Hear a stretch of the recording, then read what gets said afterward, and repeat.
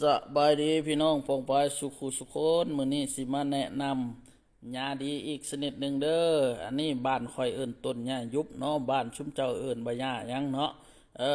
หลอกมันสีม่วงๆลำต้นมันมีแต่น้ำใบมันเวลาเฮาโทเอาหรือว่าเตะเอามันน่ะหรือว่าต้นไม้ใบหญ้าตกใส่มันจะยุบเหี่ยวลงแล้วก็บานขึ้นเนาะถ้าผู้ใดมีอาการหลอดลมอักเสบซ้ำเหื่อกินยายังมากก็บดีบแคนเนาะลองเอาต้นยายุบนี่